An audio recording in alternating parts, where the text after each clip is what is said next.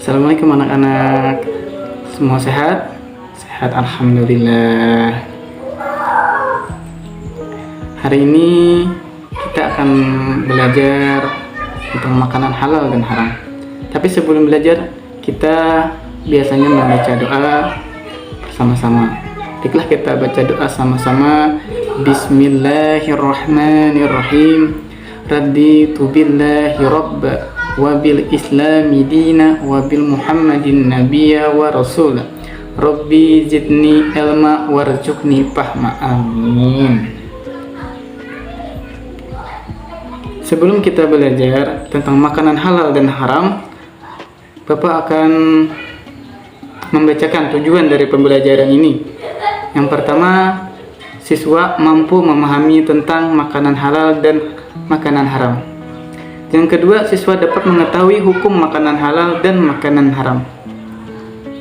Dan yang ketiga, siswa menyebutkan macam-macam makanan halal dan makanan haram dengan tepat. Dan yang terakhir, siswa dapat mendemonstrasikan cara membiasakan mengkonsumsi makanan halal dan haram. Tahukah kamu apa itu makanan halal dan haram?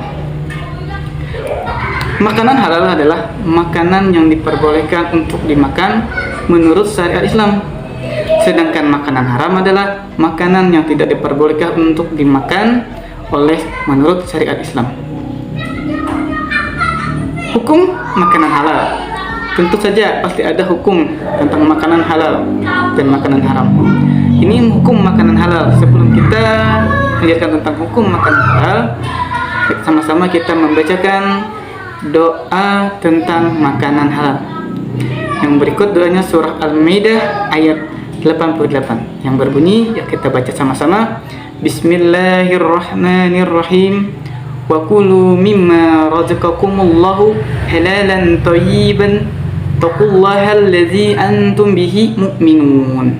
Yang artinya, dan makanlah dari apa yang telah diberikan Allah kepadamu sebagai rezeki yang halal dan baik, dan bertakwalah kepada Allah dan kamu beriman kepadanya. Surah Al-Maidah ayat 88. Kemudian hukum halal yang pertama, halal secara zatnya. Halal secara zatnya ini adalah tidak termasuk makanan yang diharamkan oleh Allah Subhanahu wa taala.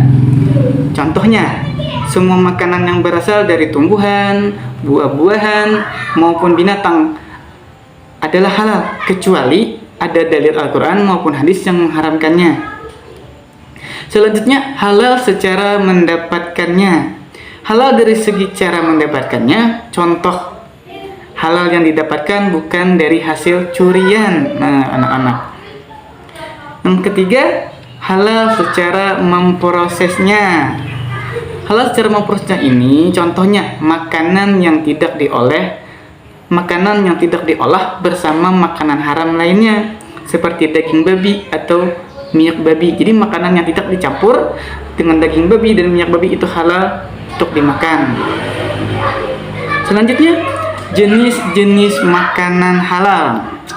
Jenis-jenis makanan halal ini yang pertama, makanan yang disebut halal oleh Allah dan Rasulnya. Dan yang kedua, makanan yang tidak kotor dan tidak menjijikan. Yang ketiga, makanan yang tidak mendatangkan mudarat. Nah, itu adalah jenis makanan yang halal.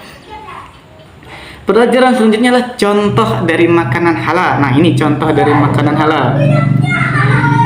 Binatang yang hidup di air, baik itu berupa ikan maupun ikan dan belalang, semua makanan yang terbuat dari sari buah-buah hingga makanan yang lainnya. Contoh yang kedua, makanan yang haram. Makanan haram ini, golongan ini adalah seperti daging babi, darah, bangkai, daging anjing, dan banyak lagi yang lainnya.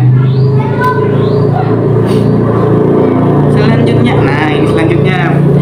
adalah manfaat mengkonsumsi makanan halal. Manfaat yang pertama adalah terhindar dari akhlak majmumah. Yang kedua, menjauhi sumber penyakit. Yang ketiga, mendapatkan ridhonya Allah. Dan yang keempat, menjaga hati dan akal. Dan yang terakhir, menyehatkan jasmani dan rohani. Nah, itu yang paling penting, manfaat mengkonsumsi makanan yang halal. Yang selanjutnya, nah ini ada dampak negatif mengkonsumsi makanan haram. Dampak negatif mengkonsumsi makanan haram. Yang pertama adalah makanan haram akan merusak hati kita. Nah, hati kita rusak. Yang kedua, doa tidak dikabulkan. Dan yang ketiga, dapat merusak amal-amal soleh. Dan yang terakhir, merasa hina dan rendah. Itu adalah dampak negatif dari mengkonsumsi makanan haram. Dan yang terakhir adalah hikmah menghindari makanan haram. Tentu saja ada hikmahnya kalau kita menghindari dari makanan haram tersebut. Yang pertama itu terhindar dari murkanya Allah Subhanahu wa taala. Kita terhindar, Allah tidak, kalau Allah marah kita tidak akan kena karena kita menghindari dari mengkonsumsi makanan yang haram.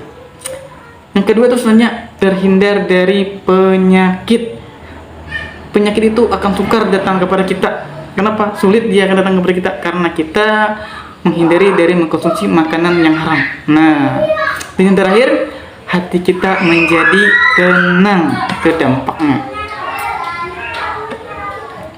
Mungkin itu saja pembelajaran hari ini. Assalamualaikum warahmatullahi wabarakatuh. Sekian dan terima kasih.